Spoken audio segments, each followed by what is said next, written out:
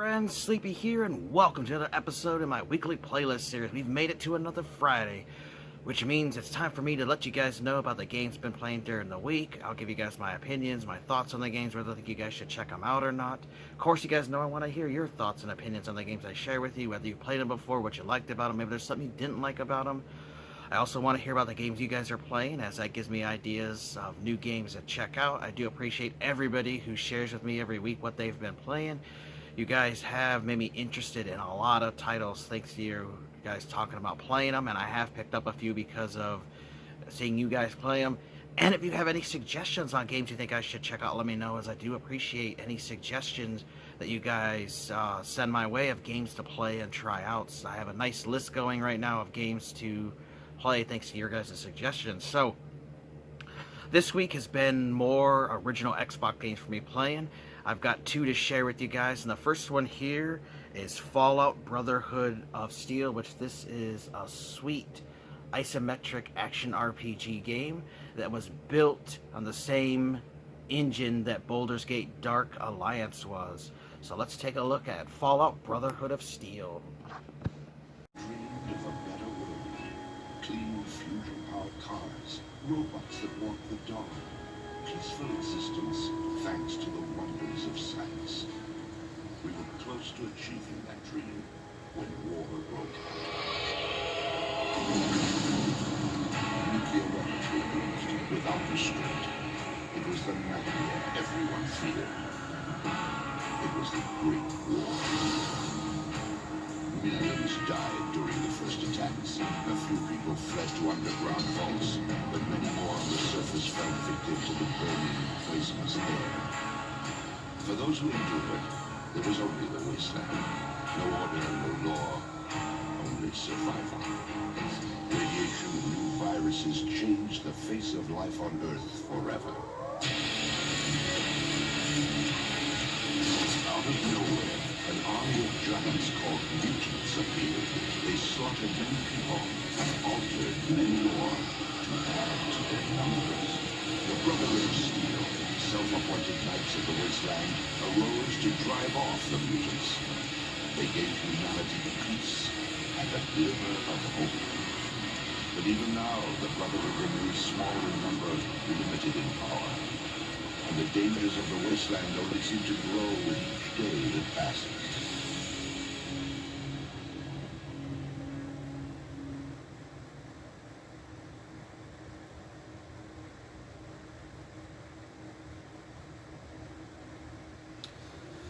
Welcome back, friends, to our final look at Fallout Brotherhood of Steel. It's a game that I've been playing the last couple of weeks, been having an absolute blast with it. Highly recommend you guys check this out if you are a fan of the Fallout games. Don't listen to all the hate it gets. There is a lot of hate for this game. People call it like the worst Fallout game they ever played, which I don't get the hate. It's not that bad of a game. This plays just like the Baldur's Gate Dark Alliance games, the isometric top-down action RPG, as it is built on the same engine that's the Snowblind engine. Interplay used it for their game here and built the game on that engine, so the game will play the exact same as Baldur's Gate Dark Alliance, just with a Fallout setting. However, they got sued by Snowblind Studios because they did not license it, and because of that, they actually had to scrap the sequel they had planned for the game. Now, you do have an option to play single player or with 2 players, and you do have 3 different characters you can play as in the beginning of the game. You have 4 different difficulty settings: Pansy, which is easy, normal, Wastelander, and then Apocalyptic, which is the hardest difficulty, which you will unlock once you beat the game.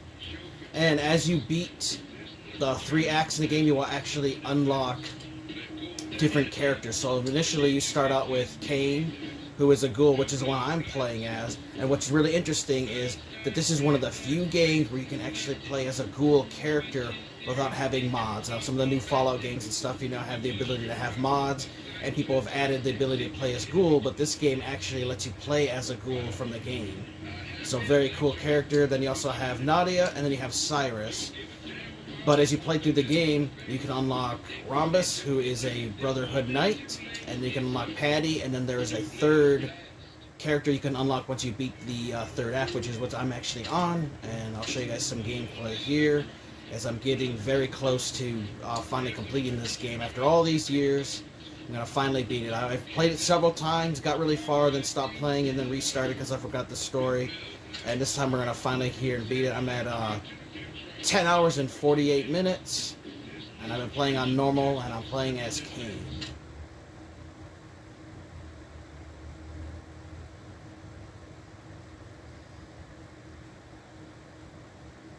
I've always enjoyed the setting in the Fallout universe, the whole post-apocalyptic world, the lore, the characters. This game I just really love because I really enjoy these isometric top-down action RPGs. And I just don't get the hate that this one has received over the years, and it still receives it. I've seen several videos that made this year, people still hating this game. But I absolutely love it, and I think you guys should give it a try. Has decent visuals, you know, it is an old original Xbox and PlayStation 2 game. It was also on PC. Doesn't have any enhancements or anything if you use component cables, which I'm using because, you know, they did not create the game for that. But still looks pretty decent. You have your menu system, which is the same since they're using the Snowblind engine. And what I really like is there's such a variety of weapons. You have homemade bombs, you've got grenades, there's toxic grenades, and a variety of weapons like hunting rifles, mortars. You have handguns, Desert Eagles. There's laser weapons in the game, shotguns. This meat cannon, which is actually a secret weapon to unlock. Heavy machine gun. Then you have various melee weapons like this slugger, which is another secret weapon I unlocked. There's a third one that's really difficult to unlock, but very cool.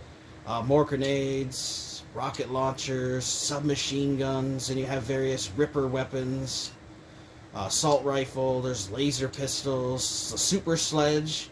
You guys remember that was in Fallout 3 and Fallout 4. Ripper gloves, giant Gatling laser gun, plasma grenades, another rocket launcher, a shredder, some Beretta. So you have a variety of weapons to choose from. And then again, you also have armor, and I recently found power armor, which is awesome. Now, it doesn't look, you know, how it does in some of the other Fallout games, but it's just really cool that this game does have power armor incorporated into it. And then you have your various items, so just like other Fallout games, you know, stim packs that are healing you, and you have caps, bottle caps, as your currency system. And so this keeps track of your quest items and your other inventory items. And then you also have skills where you every time you level up, you earn skill points, and every character has various skills you can put points into that can level them up. Like I did Die Hard, which added extra health to me. Artful Dodger added to my armor.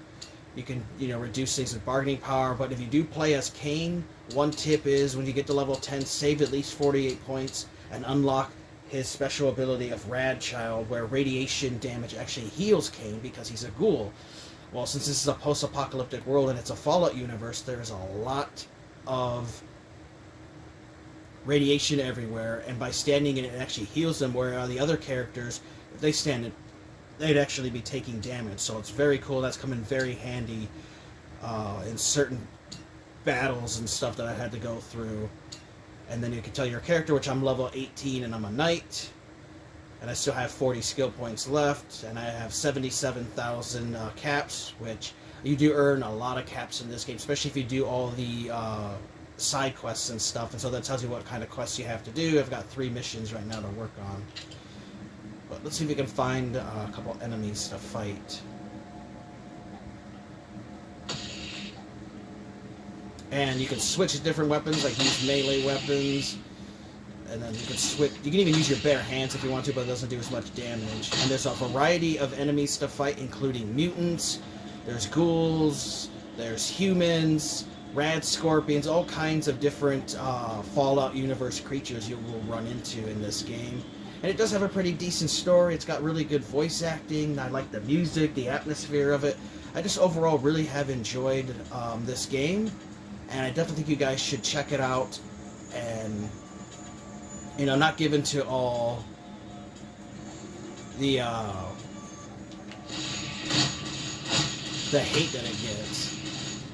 So this one here, I'm using a shotgun. And there are various puzzles you have to solve to come up with solutions to problems in the game. And then, like I said, you have the main story that you go through, but there are also some side missions in the 3 acts. And by completing them, you can unlock stuff in the game and, you know, unlock more points and stuff. And so I've been working on completing every quest in the game, which there's not a huge amount of them, but still a really fun game. Now, throughout the world, you'll see the Vault Boy on the map, which I can actually bring up bigger, and that tells you where your save points are. Anything with an exclamation point is either a person that's giving you a quest, area you have to go to activate for the quest, or sometimes it can also be shops that are out and around, which is either people or vault like machines from Vault Tech that actually let you access stuff to buy. So really cool. And then you can, you know, just make your save file. So there's plenty of areas to save in all the maps. I highly recommend saving a lot, as you would hate to be doing a lot of stuff and then accidentally die and then have to redo everything, because there is no auto-save or anything. You have to save your progress. If you don't, you will have to go back if you die. There's also, in the later stages here, death claws in the game. And in this last area, I've been fighting a lot of them. So it's really cool seeing all of these Fallout stapled enemies being available. But just wanted to give you guys a little overview of Fallout Brotherhood of Steel. Highly recommend you guys give this one a try. Don't listen to all the hate. If you like the Baldur's Gate Dark Alliance games like I do, you're going to feel right at home with this one, because it's built with the same engine. It just has a Fallout setting, which I thought is perfect for it. It is a lot different from the original Fallout games that were on PC, but I feel that that's an okay thing. You know, we don't always have to have the same games. I mean, Fallout 3, you know, changed the whole formula when it went to 3D, third-person, first-person action, and just kind of changed the genre a little bit. You know, there's nothing wrong with that, so I feel like there's also a place for this game as well. I do just have to warn you guys, though, however, this game has become quite expensive, as the pandemic has only driven up the prices higher, and it did get kind of a limited print on PS2 and original Xbox, and even on the PC. But if you can find it for a decent price, highly recommend you guys check out Fallout Brotherhood of Steel. Hope you guys liked that look at Fallout Brotherhood of Steel. I actually did beat it yesterday, Thursday, and it was really awesome to finally have this game beat after all these years. I had played it multiple times, stopped and restarted, got to a certain point, then stopped playing it and all the way. So I'm glad that I had finally beat this game. I was able to unlock all the characters, and I was able to unlock 2 of the 3 secret weapons. Overall, a really fun game. I definitely think you guys should check out. I don't know why it gets so much hate, but it's definitely a decent game I think you guys should check out. And now this other one we're going to check out here is definitely kind of like a hidden gem for the system. It's a game called Fatalis. It's enter a world of darkness like no other. So this is a really interesting action RPG that has a first-person perspective, so it reminds me a lot of the Elder Scrolls 3 Morrowind, just without the third-person view that you can do in that game. But otherwise, it looks the same visually, and it's a really fun RPG that I definitely think you guys should check out. So let's take a look at Fatalis.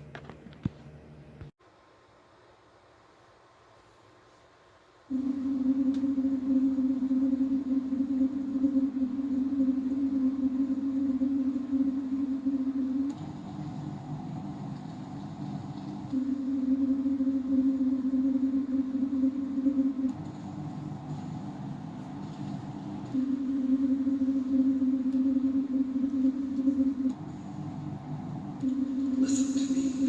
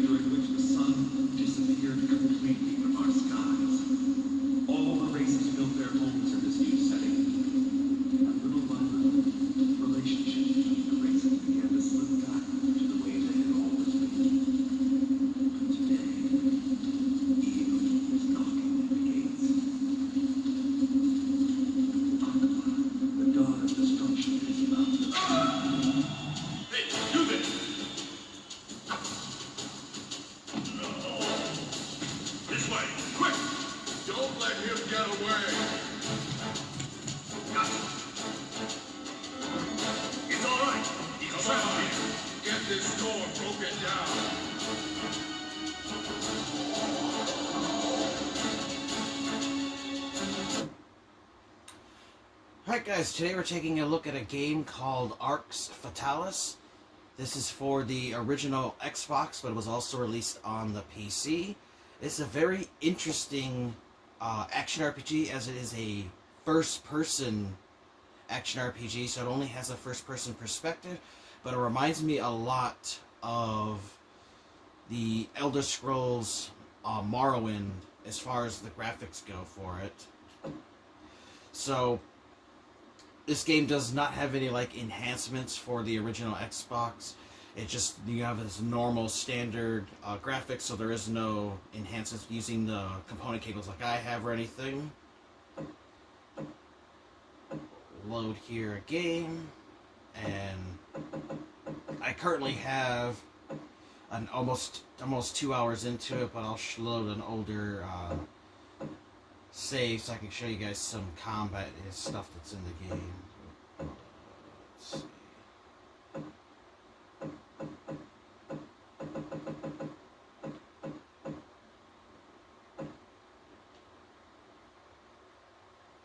I mean, even the screens, like here's the loading screen, kind of remind me of the same color scheme and everything that the Elder Scrolls Morrowind used. But it does have a lot faster loading times than Morrowind. If you guys had ever played Morrowind on the original Xbox, you'll know that it had horrendous loading times.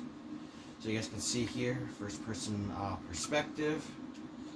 You do have a cool inventory system here, like other RPGs, where it'll take up the various slots that you can only hold so much stuff, and gives you about what your character looks like, because you can choose various characters. You also have a spellbook, a very unique magic system that you actually have to enter these combinations where it shows the arrow to actually do the magic trick, so it is a little hard to get used to. And then you have your overall stats, which I'm still a level 1, and then you have your strength, you have your mental ability, you have dexterity, then you have constitution, which I still have a point I can put in stuff, and then I've got 15 points I can put into these other various skills, and then it shows you what your XP bar is over here with your character and their various stats. You have your map, you can see where you're at, and you have the little red indicator on there, and then this is about little quests and stuff you do. Now, unlike other games, this really does not hold your hand, so you have to really pay attention when characters talk to you about where to go, because the game doesn't put like things on the map or anything for you, so it can be a little confusing when it comes to that. And there's a creature I fought. Get my sword up, which is what I have, a sword weapon, and see if we can find an enemy to fight real quick. But like I said, you guys can see the graphics are your basic original Xbox graphics. I mean, they still look fine to me, but they're definitely going to be dated by today's standards. Another thing that's really interesting in this first person, you can actually see your feet. Most games you can't see your feet, so I do appreciate that little bit of detail that they put in the game. There we go, here's a spider I can show you. Now, combat is a little difficult because it's first person, and it can be a little clunky. They'll tell you what the character is. So this is a baby giant spider, and he has a poison level 5.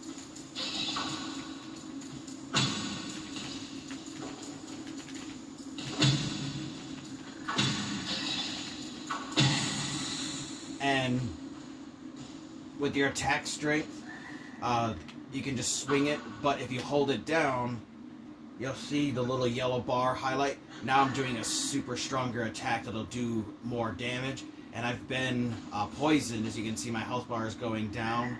Eventually the poison will wear off, and my guy will start to auto-heal.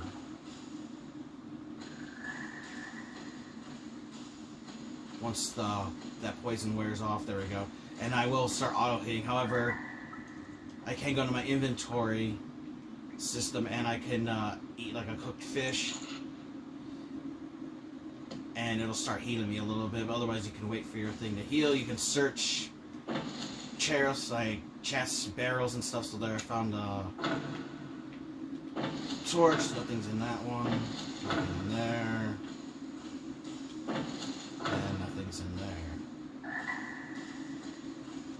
So the game is open world where you can pretty much go where you want to, explore what you want. And you can find all kinds of variety of weapons that have different durability, because once they break, then they're broken. But you can learn how to repair items in this game. Oh, there's a rat friend.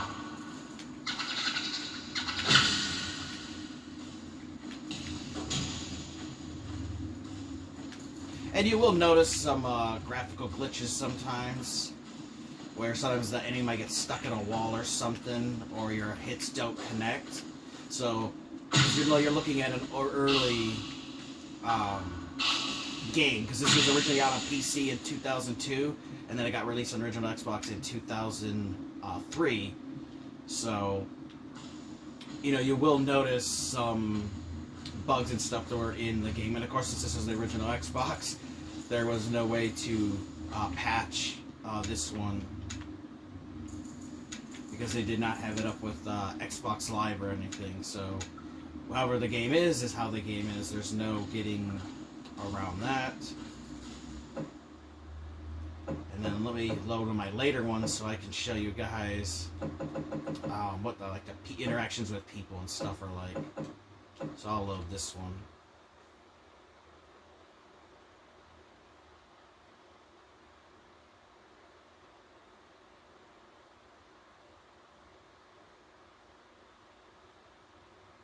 Does have a really good ambience. Like, there's no music that I've run into in the game yet, but there are ambience of being like in a cave and stuff. But I do have to warn you though, like the character models look kind of bad, especially compared to days. You can see like his face and stuff, but I mean this was typical for the 6th gen era though, and this did look pretty good for a standard definition title. And there's various dogs and cats in the game.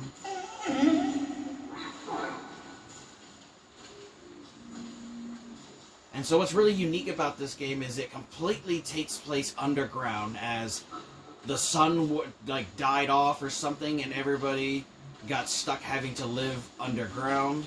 And so now everyone lives down here and has to make a living underground because the sun is gone. And there's a random pig. And you will find various items just like thrown around, and you can actually steal from characters like you could in Morrowind. Like if you have your like a thief skill or something, you can actually bump into characters and pickpocket them. But you also can just take stuff from the areas here, and none of the NPCs ever seem to care. Like, you can just go in and steal from them, and they don't seem to mind. It's kind of funny. You have to watch out, though. Sometimes you'll go to an area, and they'll start warning you, like, hey, buddy, you need to back off from here. Like, I don't know what you're doing here, but get out of here. And if you don't get out of there in time, they'll actually start attacking you. And these people are freaking difficult. So I do recommend, while you're in these town parts, to just explore, because I've found all kinds of useful health potions and items here.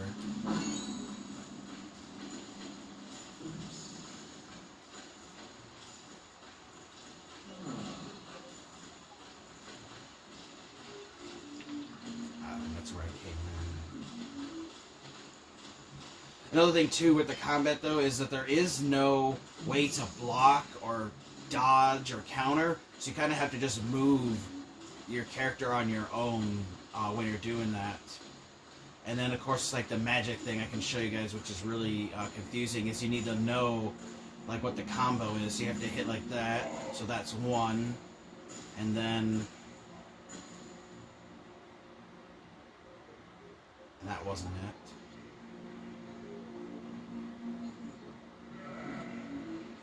So you'd have to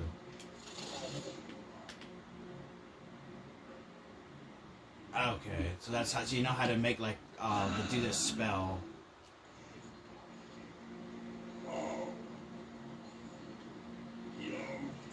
Then I would hit cast.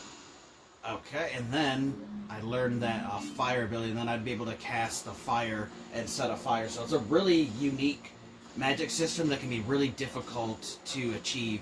In the computer version, doing those stroke moves would be done with the mouse. You'd have to do in the thing. So it's really weird, but you got to get used to it. As you learn other magic spells, that's how you're able to do the magic. So this is one of those games I would recommend getting if you're a big fan of action RPGs like I am, but I would not pay any more than like maybe $20. I do gotta warn you though, this game has become pretty expensive. A lot of people want $40, $50, $60, and $80 for a copy. I don't know why it's got so expensive recently. I don't know if maybe it just had a smaller print run, but it is kind of difficult to get for a good price. So I do have to warn you that it is kind of expensive, but definitely one that I think is like a hidden gem. Now, you know, there's going to be some flaws in it because it's such an older game, but it's definitely a unique one that I've been having a lot of fun with, and I think you guys should check it out. It's called Arx Fatalis. It's on the PC and the original Xbox. If you get a chance, definitely play it, as it is really fun. Just watch out that it is expensive. You guys enjoyed that look at Arx Fatalis? There was some stuff I didn't mention in my gameplay video that I recorded yesterday, that you actually have to cook some of the items you'll find. Like you might find raw meat or raw fish, and when your character tries to consume it, he say, "I can't eat that, it's raw." So you actually have to find a fire pit and use that ignite spell and turn on the fire, and then you can actually throw your items into the fire. They are then cooked, you pick them back up, and then you can actually consume them to heal your character. Also, your weapons and stuff do have a durability, and so they will break over time, and so you have to repair them, otherwise they will be broken and rendered useless, and you'll have to find other weapons. But there are tons of items and weapons scattered throughout the world in the game, and it's definitely one I think you guys should check out and play. I'm having an absolute blast with it. I have not played it in a long time, so I decided to start over a new game. I'm at about 2 hours in, and definitely a game that I'm enjoying. It also has really good voice acting in it as well. Like, the people do fit the character models, so definitely check out Arx Fatalis. Let me know your guys' thoughts. So we talked about Fallout Brotherhood of Steel, an awesome action RPG that has an isometric view, built on the same engine that the Baldur's Gate Dark Alliance games were, and Interplay even got in trouble from Snowblind Studios for stealing their engine and not paying them a licensing fee for it, so it actually killed the sequel. And then we also talked about Arx Fatalis, an interesting action RPG with a first-person perspective. A little bit wonky controls, and, you know, by today's standards, it's terrible as far as, like, graphics go and stuff, but for the time, you know, they look pretty good for standard definition games. So definitely check out both of these titles. Let me know your guys' thoughts on them. Let me know what games you guys have been playing lately, and if you have any suggestions on games you think I should check out, let me know. You guys always do suggest really fun games. I want to thank you guys for watching. Take care. You guys have an amazing day, and Sleepy will see you next time.